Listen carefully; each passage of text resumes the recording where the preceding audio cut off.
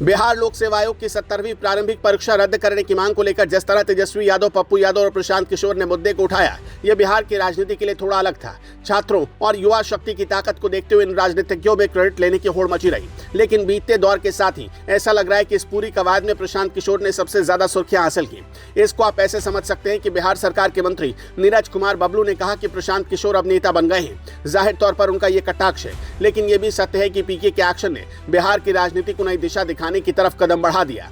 दरअसल छात्रों के आंदोलन में जिस तरह से पीके ने अपनी सक्रियता, जीवटता और जिजीविषा दिखाई, जिस तरह गांधी मैदान में महात्मा गांधी की मूर्ति के निकट अनशन पर डटे रहे, जाहिर तौर पर वो हेडलाइन में भी बने रहे। इस दौरान भले ही सियासतदान उनकी पूरी कवायद को नौटंकी बताते रहे हों, लेकिन इतना तो जरूर रहा कि जिस मुद्दे को लेकर वो आगे आए, छात्रों के बीच अपनी इमेज को स्थापित करने में थोड़े कामयाब होते दिखे। इससे भी आगे जब उन्हें गिरफ्तार किया गया और जब इस क्रम में उनको पुलिसकर्मी द्वारा थप्पड़ मारने की बात सामने आई, तो छात्रों के बीच उनके जज्बे की चर्चा होने लगी। यही नहीं, जब प्रशांत किशोर को कोर्ट में सशर्त जमानत देने की बात कही गई, तो उन्होंने कंडीशनल बेल लेने से पूरी तरह से इनकार कर दिया और जेल में ही रहने का फैसला किया। इसके साथ ही पीके ने वहां यह भी घोषणा की कि जेल में भी उनका अनशन जारी रहेगा।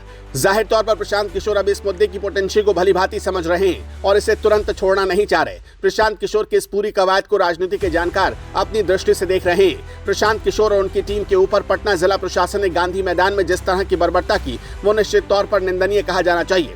गांधी मैदान में कोई भी खुली आंखों से देख सकता था कि वहां आमरण अनशन हो रहा था, सत्याग्रह हो रहा था और किसी तरह का हुड़दंग या किसी अभद्र भाषा का इस्तेमाल उस जगह पर नहीं हो रहा था। लेकिन पटना जिला प्रशासन ने गांधी जी की मूर्ति के पास इस तरह की बर्बरता की, ये बिल्कुल ही लोकतंत्र की मर्यादा के अनुसार नहीं है। प्रशांत किशोर और उनकी टीम पर बर्बरता और थप्पड़ की गूंज जब सुनाई देने लगी है, पटना में काफी रिएक्शन देखा जा रहा है। खास तौर पर युवा वर्ग इसको हल्के में नहीं ले रहा। इस बीच जब उनकी ये घोषणा हुई कि 26 जनवरी को गांधी मैदान में लाखों लोग जमा होंगे, तो निश्चित तौर पर उनकी ओर से छात्र आंदोलन को एक नई दिशा दिखाने की बात हो रही है। अब उनका समर्थन मिलने की सूरत भी बनती दिख रही है। विपक्ष के बड़े नेता भी प्रशांत किशोर से सहानुभूति पूर्वक बात करते सुनाई दे रहे हैं। ये कह रहे हैं कि नीतीश सरकार तो अंग्रेजी हुकूमत की याद करवा रही है। रविवार और सोमवार की दरमियानी रात को पटना प्रशासन ने गंदा काम किया। निश्चित तौर पर कहा जा सकता है कि प्रशांत किशोर की राजनीति आगे बढ़ चुकी है। उनकी सियासत ने राह पकड़ ली है, मुद्दे ने आंख पकड़ लिया है और आने वाले दिनों में संभवतः थप्पड़ की गूंज भी बिहार की सियासत में अवश्य सुनाई देगी।